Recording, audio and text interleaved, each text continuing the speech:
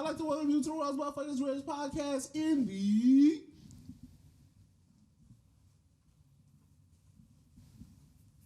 World. Ready, wait for it. Suspense. I like that. Suspense is my favorite genre of movie, not thriller. That's a different story. That's my man. I like that. But with that said, I'd like to welcome y'all back to another great episode. And this is a great episode because we got a homie who has been here before. So if you've listened to the podcast, you know who you're going to hear. We got Grxzzly X in the building. Make some fucking noise. What's good? We in the building, How you doing, bro? Okay. Let's have it. Dab me up. I like the Feel Away Volume 1 merch, and I think that's a great way to start off this interview. Mm-hmm. The last time you came, you hadn't dropped some music in a little bit. Right. But now the Feel Away Volume came out, but now you got merch with it too. Mm-hmm. I was curious, what made you want to drop merch with this rollout or with this project in particular? Just to, bring it broader, reach to my fan base, you know what I'm saying, my supporters, so people can feel a part of, the movement. Give them something tangible. Yeah, something to be like, oh, man, I got something. For sure. I remember when he dropped that, that's my man, or I like that project, that's why I purchased that merch. So, that's exactly why I did that one, I like it too. You made it customizable. You gave sort of a base and then you said, go with what you want. Was there something in particular why you did that? Why you added that as something in your sort of part of it? I'm not gonna lie, it was my homegirl out Texas.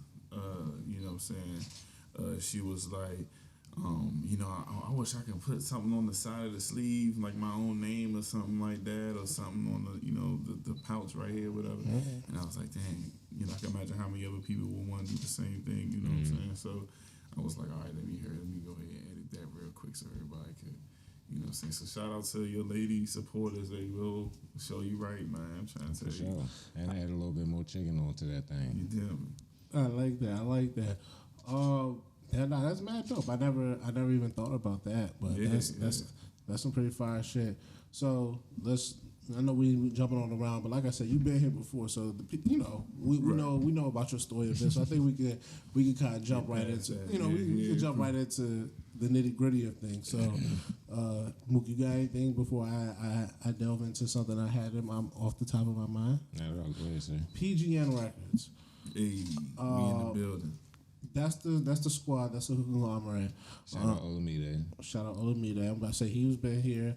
He dropped, and when he was dropping, that was kind of the gear up for Illumide. There we go.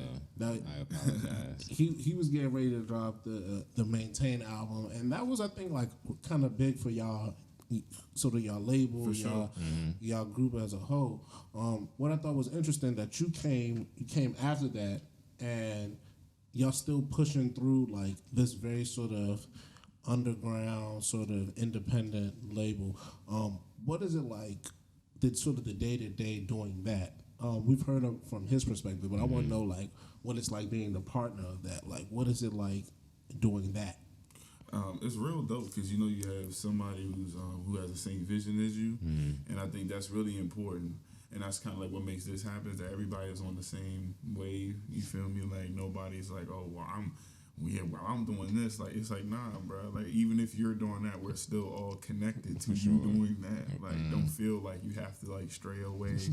You know what I'm saying? Like you're the lone wolf or anything like that. Like, nah, we all a collective. We all doing something together. You feel me? So to have that camaraderie is like something real. You feel me? It kind of empowers you to know that you got somebody that's like, oh yeah, I rock with that, or so you can do better at this, or you can do better at that. Because there's definitely some things Illumide have that helped me improve with my, artistry as a hip hop artist. So, and then as far as financially too, like some things that I can hit him to, or he can hit me on to, that we both can get together and make both our lives a lot easier as far as, deals or contracts, whatever. We can look at both of each other like, yo, man, that don't look right. You know what I'm saying? Or like, hey, man, I'll ask them that question too. Like, don't forget that. Like, we both got support. It's something that somebody might not see. You got a different perspective, and that's real. You feel me? So, that it's good being a part of it. You know what I'm saying? We linked up through a mutual friend. You feel me? That helped. That was there who seen me. You were literally just answered my question. I was about that. Oh, word. Yeah, we had a mutual friend. That's a long story about how it all became to it like a tree. But yeah, we all had one mutual friend. And then he was like, "Yo, I want you to come to this party, meet my man's Illuminate. He doing this music shit too, and he taking it serious. So, and I know you taking it serious, but I was like 20, 21. Illuminate was already like 23, 24. So he was kind of like a little older than me already. So he was getting me hip to like different stuff, and since then it was been like on and popping. So, you know, sky's the limit from here on out, for real. Like, sharp as iron. Yeah, you know, and Maintain was big for us, for real. Like, you know what I'm saying? He put a lot into that. He's still putting a lot into that. that. Yeah, for sure. Yeah. Like, for sure. Well, that's what I'm saying. Like, because you were on that project as well. For sure. And to me, I think it's interesting that, like, you guys really have the conglomerate thing pretty much down packed. Like I said, like, when you dropped your thing, PGN was fully behind it in the same way they were for him Maintain. So it's definitely like a very much so, like, it feels like it's an underground sort of indie record label. And I just wonder, like, what's it like from your perspective as another artist? Because sometimes it's easy when there's one artist and there's only one label, but like you're also an artist here. So like, how does it work for you? Like, how do you maintain? Because I remember in your Spalding, like that commercial, like that was a mad dope kind of thing that y'all put together, and I thought that was interesting. That like, once again, everything was put behind it the same way. Like Olamide, y'all was out in Utah doing that. Y'all did this for you. So I thought like maybe sort of what's the marketing or what's the game plan for you that makes it different than him? Oh, well, we both got two different type of styles or two different type of, you know what I'm saying, identities. You know what I'm saying? He's a different. He brings a different energy to the table that I bring. You know what I'm saying? I think that's what makes it easier for people to identify when we get on the track.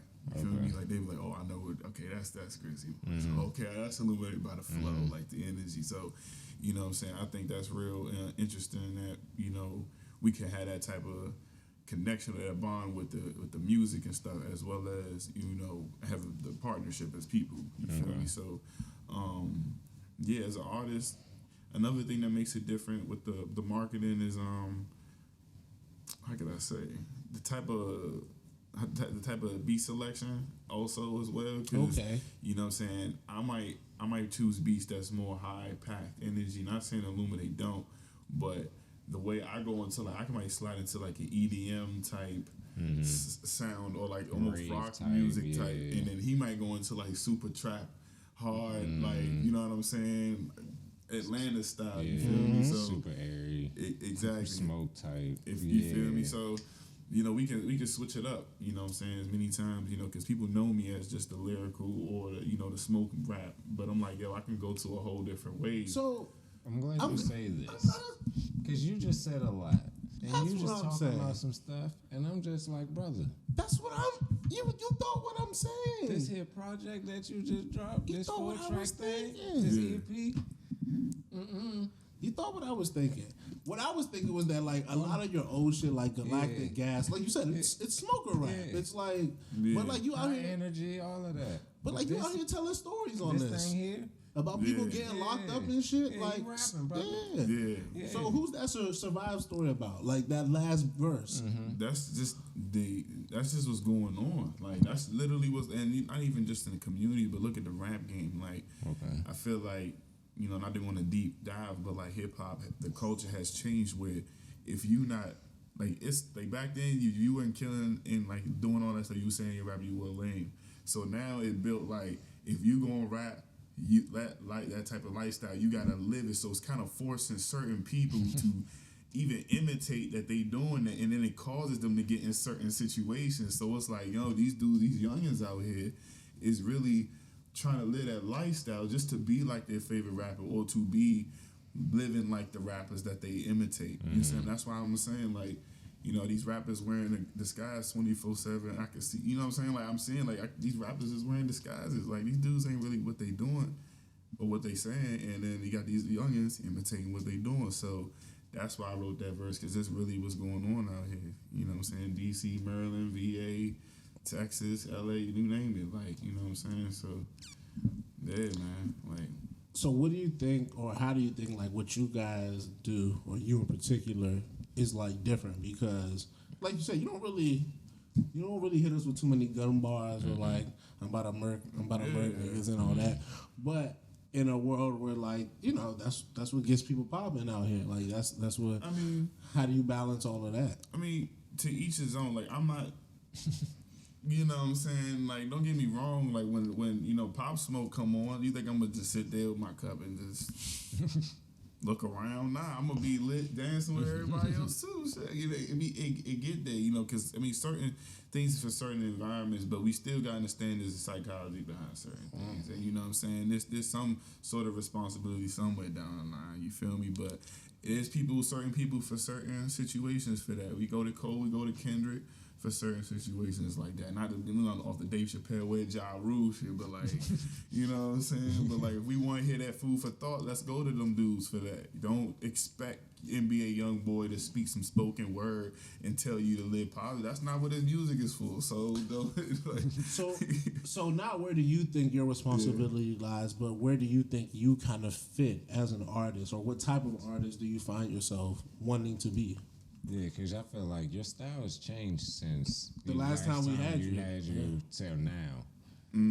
And I was going to ask, like, are you experimenting with a sound? Because this four track EP should honestly been like 8 or 9, brother.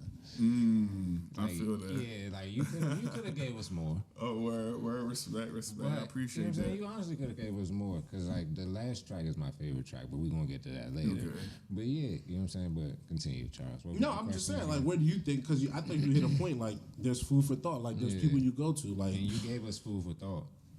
For the most part, like, Too High is maybe a different type of vibe with a little bit, but like, with that said, like, where do you think you kind of fall into this kind of like this spectrum? Well, personally, I feel like I'm low key in the middle.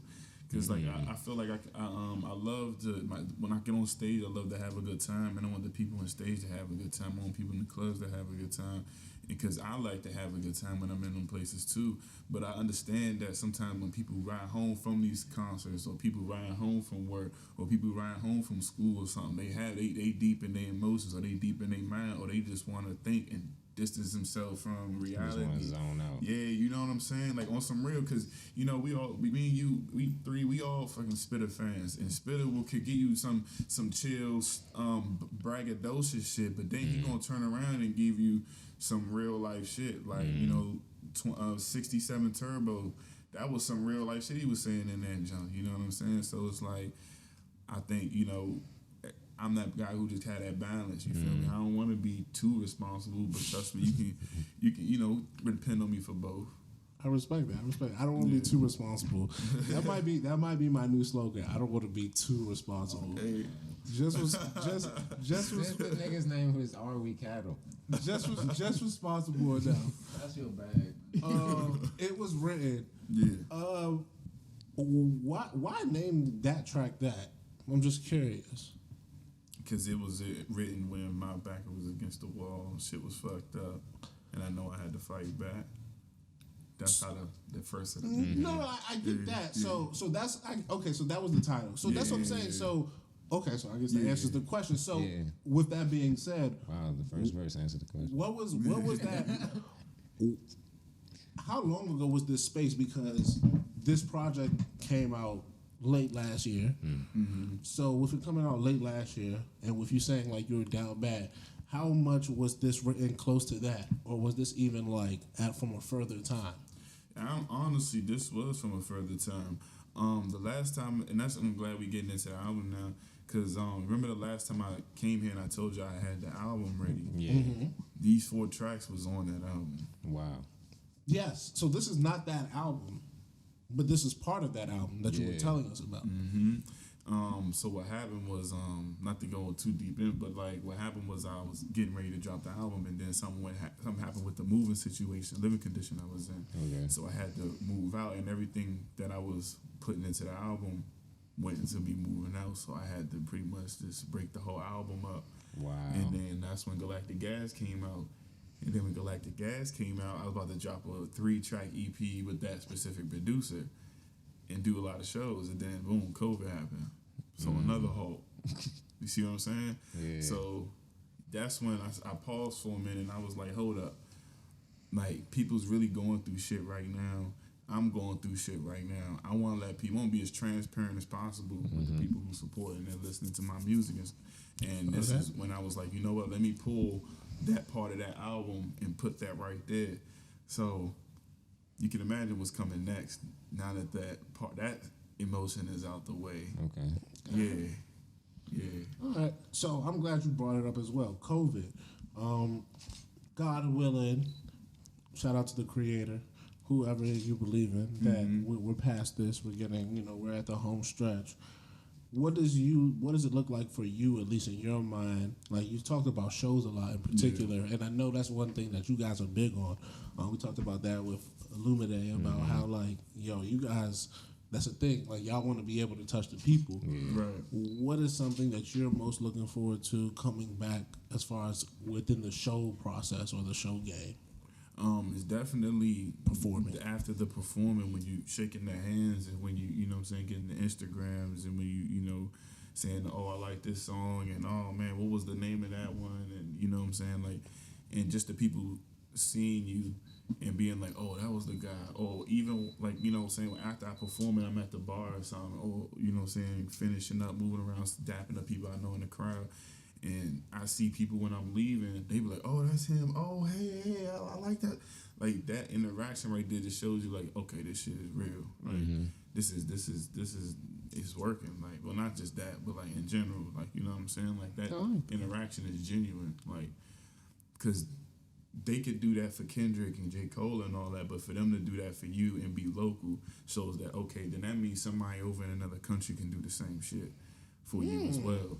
Like, Never you thought feel of it me? like that. Like, cause the local people, you know what I'm saying. You don't. Most people don't really care about the local people. They care about the stars.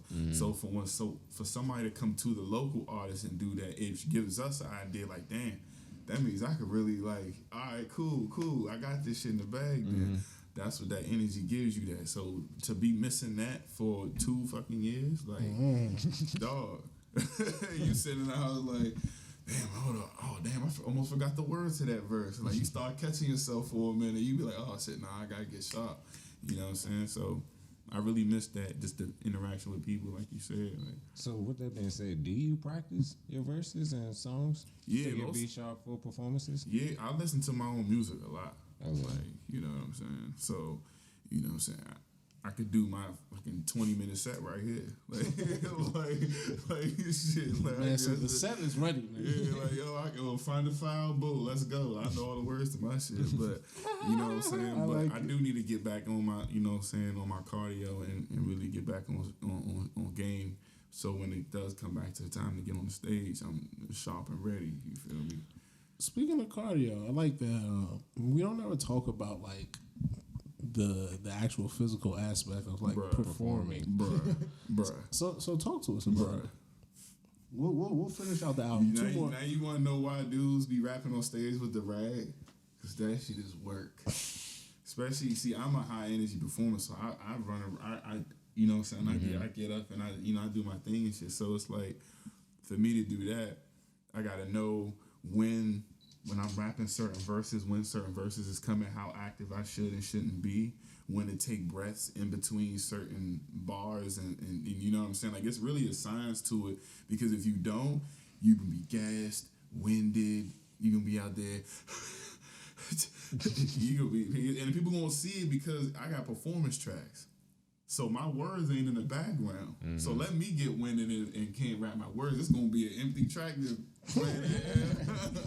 It's gonna be it's just so like people gonna be hell nah. This is like who is this guy type shit. So it's what's the like? So you out here like running with a mic like outside? Like how do you train for? I get on like the treadmill and I'll play my performance track in my head, and I will like rap my words. So while I'm walking on incline heavy and walking with a little more speed, I'm just sitting there rapping my words over and over. And I'll do my set of what songs that I'll do, and that's how I keep that energy up. Like that if you go back and watch the G'd Up music video that I did, bruh, I did that take 5 times of me performing on stage, jumping like that. I did that 5 times. That song is like 4 minutes long, bro. Definitely 4 minutes long. So I was just doing that. Yeah, that's why my shirt came down. I was hot as shit on that joke, bro. I was like, fuck this shit. And I kept going, but it was like, yeah, I had to. They wanted to get that intensity. They wanted to get that, that element of that, that high energy. So, and that's what I bring when I'm on stage. So when you hear that song and when you see the video, that's what you get when I perform it. Like. So that's the brand. That's that's who I am. That's what I come with. I ain't mad at it. I'm not mad at it. Let's tap back into this EP. Let's finish it out real quick. My Life featuring Illuminate. Hey.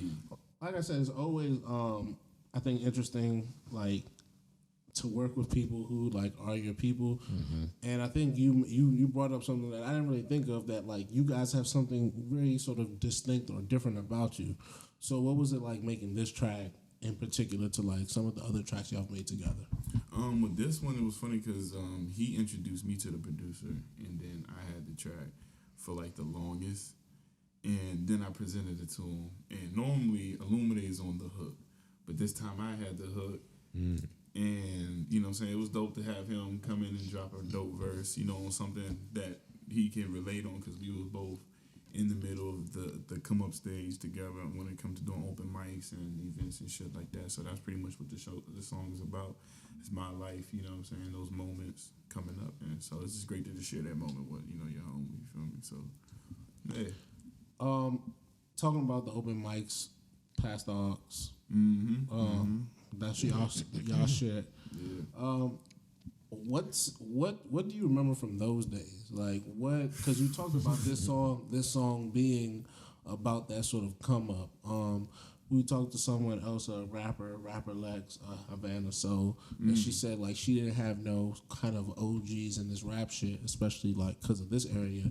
It's not really too many rap sort of foundation. So I wonder like, in that scene you were doing, what was it like for you, and like who were maybe the people you looked up to, or try to reach out for help and coming up in your rap career? Well, in those moments, the past dogs moments, what I really remember for them from those moments was just a lot of long nights. Like that's why I said that song Long Nights. But nah, for real, like just really seeing something in fruition, like come to life.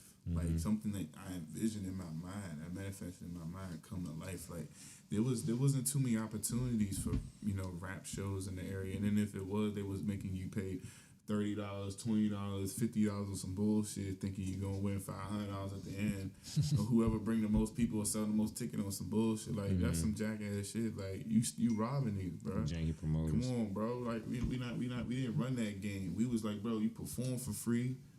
It's $10, $5, $10 at the door. Got the bar right there. Bring your friends. 21 and up.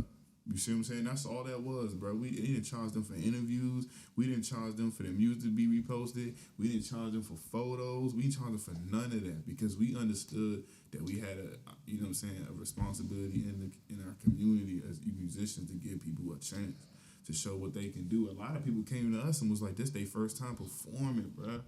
And I'm like, damn, for us to give you that chance to do something like that and to succeed forward, what does that tell us? You see what I'm saying? That we that's needed out here. Like Havana Soda said, that's needed out here. She was on Past House a couple times, like 3 times, 2 times. You see what I'm saying? Because she came back, had good following, had dope music. So it's like, yeah, man, like, yeah, we need that in this area. But I had an OG when I was coming up.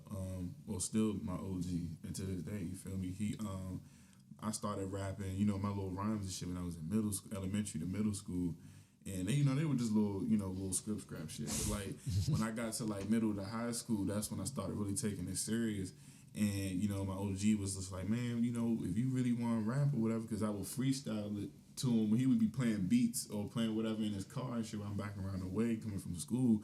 And I'm just stopping by the neighborhood and I see him and he playing beats and I'm sitting there freestyling or whatever. He said, damn, you sound like you really want to do this shit. So, he always kept influencing me to always do it because, growing up in my neighborhood, it was either jump niggas and get in trouble, or you know, Try to do something productive. yeah, try to do something productive. Like, you feel me? So yeah, I definitely had an OG coming up. You know, that was needed, and he still pushed me to this day. If you go back and listen to my Goldmine freestyle, that's him in the beginner telling me to like keep doing your thing, keep doing your shit. You'll hear it, but yeah. So speaking of people in the beginning, Mook said this is his favorite track, Too High. I was just curious before I let Mook take over the question. Who is that? I know Spit is at the end, but who is at the beginning? That's my cousin right now. He doing Life right now. Okay, so I knew it was a jail call. I just couldn't really put my finger on exactly who it was. Interesting. I don't know if you want to deep dive into that. I mean, we don't have to touch that at all. But I was just interested at who that voice was at the beginning. So thank you. That was just you. That was just a call you had with him.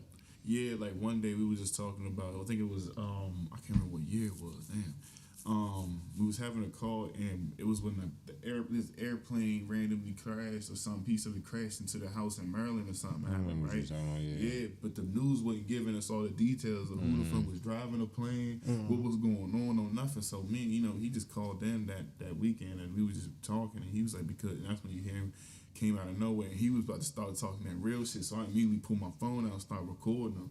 Like, cause I knew he was about. No offense to everybody who did the time, but jail niggas get in their little bag, get to explaining this shit. But yeah, nah, real talk though, like on some real shit. But my cousin just came home. From yeah, the feds, you know what I'm talking about. Yeah, so they getting their shit. But so I had to hurry up and record him, and because I knew he was really talking about something serious. So I was like, damn, the people need to hear this too, because. In music, it's the same thing. This perception that people want to give you, and they got you fooled, man. Like, and they give you this image, and people are just, delusional when it comes to shit like that. So I feel like that was something people need to hear, especially the end with Spitter. Definitely need to hear that at the end. You know what I'm saying? Grind for yourself. You know what I'm saying? And understand that you gotta do this for you. You know what I'm saying? So. Yeah, I'm glad you fucked with that track, because that was supposed to be that's actually the end of the whole album that was supposed to be anyway. So the fact that you rock with that was always gonna be at the end. You know what I'm saying? I had skits on that joint and everything, bro. Yeah, man. The call on the beginning is my favorite part, because I was just like, okay, like Charles said, just like I was trying to put even though like I couldn't put a name to the voice, I was just like, okay, this is gonna be just like an intimate song. You know what I'm saying? It's just like either way, he's going to talk about something. The message is going to get put across. Yeah, for and sure. So it's just like, what was your thought process after you on the creation of the song? Because it automatically was you just like, oh yeah, I'm about to write something to this. Like not even before you heard the beat, just off the fact that like the call from your cousin. Yeah, I definitely want to put that in the track. Like I was like, man, I gotta use this for sure. Like this is real, and it gotta be towards something that's transparent and honest, because that's what he talking about, something transparency, honesty, that's being captivated from us, the consumers, whatever the fuck people, the general population, corporations want to call us. But I definitely wanted to put that in the track when I got the end of that call. Yeah. Okay. So when you heard the beat, did you automatically know? Oh, yeah, the way the beat came in, and then how long that call was to where the song dropped, I was like, it was destined. Yeah. It was destined to happen. Because I didn't have to prolong the beat. I didn't have to edit that.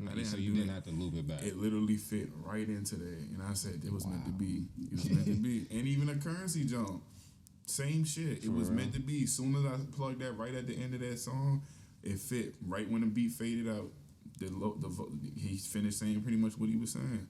And that's where you hear the voice fade out. And I was like, damn, this is this magic. Like, sometimes some things just can't explain. That's fate. You feel me? Some things you just can't. You literally can't explain.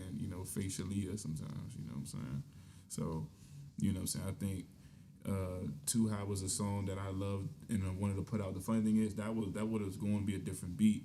But when I heard that specific beat, I knew I was meant to get on that joint. I was like, okay, because that piano, oh man. That producer makes some great music, man, and I'm working on some new stuff. Volume 2 is going to, we ain't gonna talk about Volume 2, but the next project that's going to be the aftermath of the album that was supposed to be.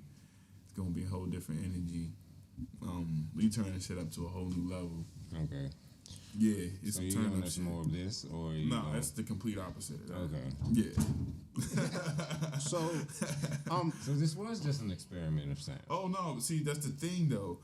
Now I understand what my supporters like Okay. from me as an artist, because when if the Ingenious EP or LP whatever, I had a bit of the mix and they liked both of it, because the song the G was very rowdy and disrespectful, but then Ease My Mind was real deep and in thought. So you know what I'm saying, people was liking both sides. So I'm like, yo, you know what? I gotta satisfy both, and for myself, because sometimes I want to play out some dope shit, some hip hop, real lyrical, boom bap, you know, New York shit. But then sometimes I want to do some turn up trappy shit, and maybe go over to some EDM and some rock, or you know, some vaporwave shit. Who knows? I want to mix it up, bro. Like, He was like, I'm at the raves with it. niggas trying to yeah, nigga, you know it, but I'm trying to get that $200 show money. Oh Nigga. my god.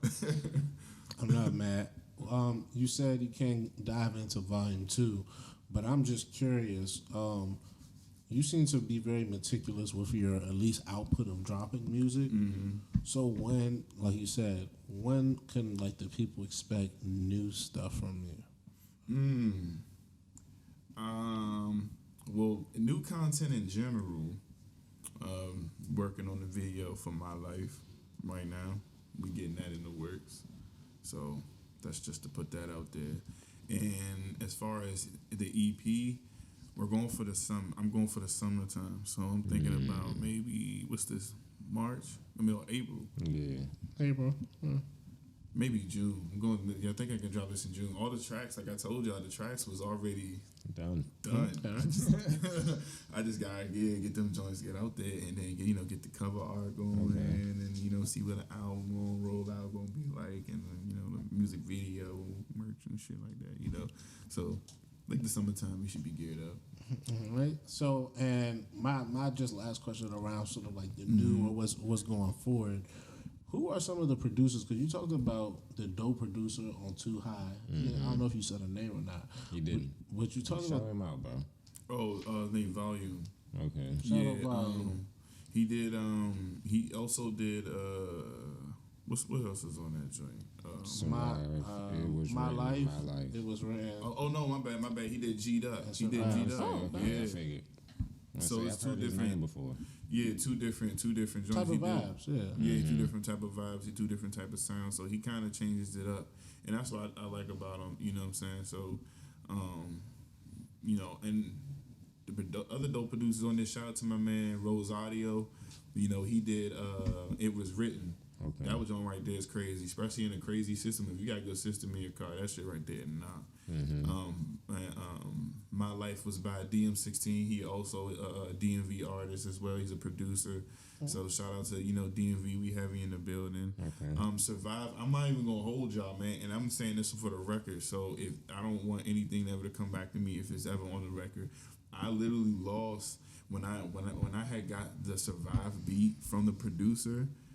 Like, that was on an old laptop, but I sent it to a newer email, but I didn't send the producer's name, only the MP3. So I don't even have the actual producer's name for that joint. Wow. But I paid for that shit back in like 2017. So I'm Wow. like, yeah, bro. So I'm sitting here like, damn, I don't even know what the fuck. Like, Shout you out to feel him me? though. Yeah, but Or her. that's why hopefully whenever the producer hear that song is out, they can reach me or whatever, because I definitely was like, I don't even know who the fuck.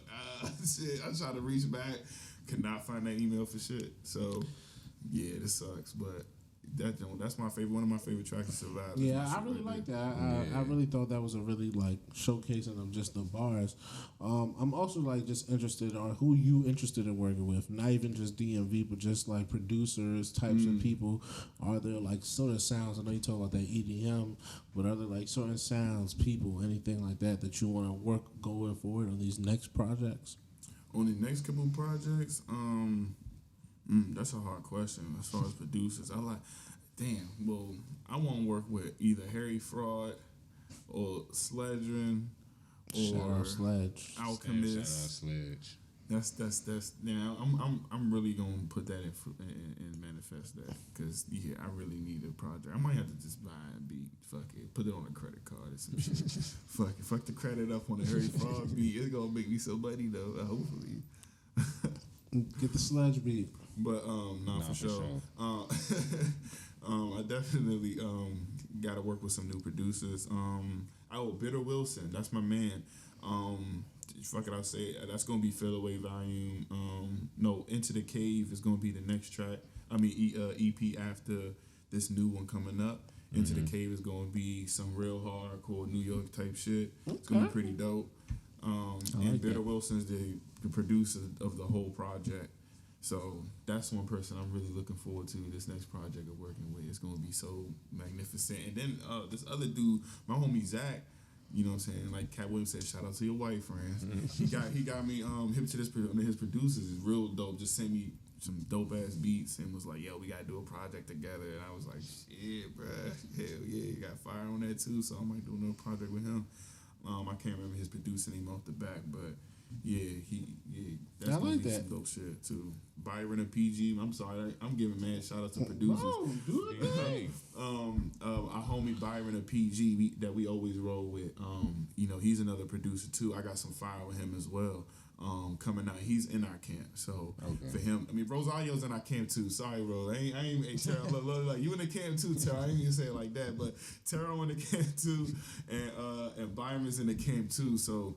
You know what I'm saying? I've definitely got some heat with them. Pentagram, the producer who did Galactic Gas, the producer who did I'm trying to think. He did some other Fiend as well. He did Fiend as well.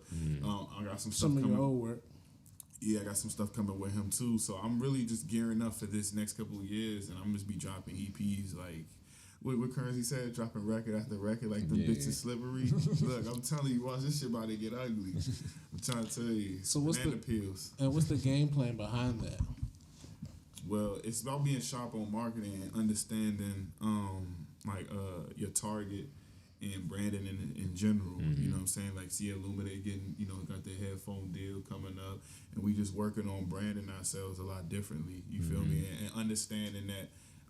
And I think this is what separates us from, I don't say every other artist, but most artists is like, we can live behind what we talking about and how we present ourselves. You know what I'm saying? There ain't no, I'm hiding what I'm doing on the live, or I got 50 fucking security with me because I'm scared some nigga gonna pop me or some shit. Like, nah, we can live like, hey man, we good. You feel me? And I think to be able to brand ourselves in multiple different ways, the company ain't gonna look at us like, oh, I can't do that. You feel me? And we understand that's what a responsibility we have as artists. I hate being responsible, but that's the responsibility we do have as artists, because we look at other artists who couldn't be branded a certain way. Like, you couldn't put Eazy-E on a cereal box, my nigga. Like, you feel me? Like, that wouldn't have worked. You might have. You might could have. Gangsta OGs. They would have did it. For sure. Crippos. Might have went for a limited stretch, but they would have did it. But you know what I'm saying? Master P was the stretch. You feel me? Master P was the stretch. Shout out P. Yeah, Master P was the exception. He was the anomaly. You know what I'm saying? So it's like, yeah, you might be right. It's more of an exception than the rule type of thing. So. But more brands are more aware now, because you see what's going on with how strong the influence of hip hop culture is on children now. They're gonna definitely be more white careful. Children specifically. You're damn right. So yeah, they don't care about ours. Shit, we can get on that. Book. I thought you were about to say something. Follow me. What's it for me? What is like? Because we talk a lot of people about what they see in the DMV scene, and I'm just curious, like for you, because in particularly, I would like to know what you guys think of the performance, because like with Illuminate, I said you guys are big on performing, and I really kind of enjoy that, because that's something a lot of, I think, up and coming or not so big artists don't really talk about. They talk a lot about the music, but they don't never talk about the performance. What is it about the DMV performance scenes? I know you talked about it a little bit earlier with the Past the Aux, but like. Right. For some of the stuff you've actually done and seen, what do you think of it?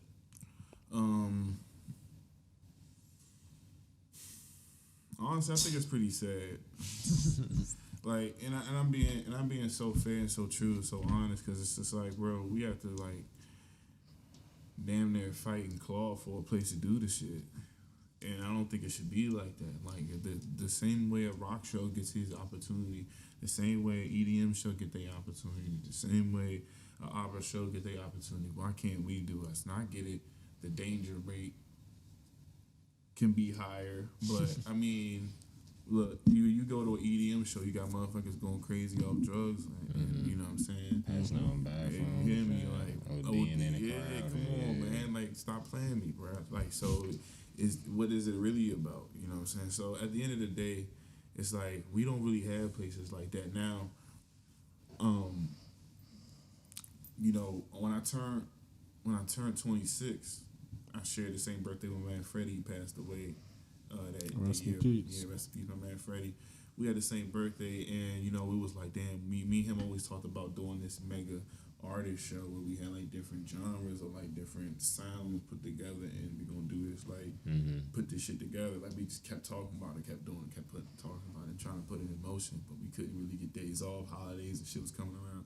Then he passed away right before Thanksgiving and Christmas and shit. So then my birthday come around February, so me and all of the people that we was about to perform was like, no, we gonna fucking do this shit, because Freddie wanted to do this shit. You know what I'm saying? That's what's up. And we packed the place out at Pie Shop on 8th Street. We packed it up. We had it max capacity. You know what I'm saying? That's hard. And that was a real moment, because you know what I'm saying. It was on my birth. It was right on my birthday. You know, at the same time. Birthday. Yeah, y'all birthday. You know what I'm saying? That was just like, damn, bro, to actually do a show like that. And we had rock hard ass, bro. When I mean rock bands was killing that shit that night, bro. I really just wish we had a camera on deck. I couldn't get one or anybody on deck to do it. But it be the best for nights then. no longer are we just doing rap shows. That's all I'm gonna say. So I like that. No more. We ain't just doing rap shows. Yeah. We bringing the rock bands out. Real 70s, 80s swag. Yeah, eclectic. Really, that said, for the people who want to get more of this rock show, hip hop, rock star lifestyle, how can they rock star lifestyle? We ain't just doing the hip hop shows no more.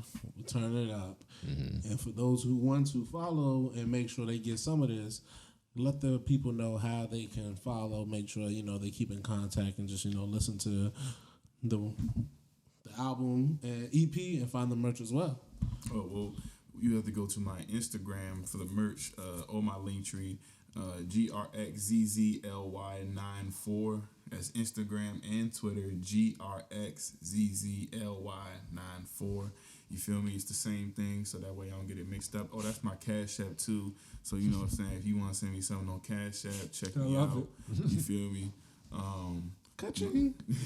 Great Right. supporters. For real. So yeah, man, that's where you can follow me at. And on my Instagram there's the Linktree link. In the bio. In the bio. You For click sure. that, the first link right there. You got the Feel Away merch, you got the Grizzly Bear logo merch, you got the Grizzly name logo merch, the Feel Away hoodies, you know what I'm saying? You know, Access to all the music. yeah, exactly. Definitely. Tie-dye t-shirts and shit, get all that, bro. Stickers and shit. Yeah. Yeah, all that shit. We doing condoms next. Hey, I'm Okay. dead serious. I believe you. Yeah. Shout out PGN Records. Niggas Shout out Ulaminate.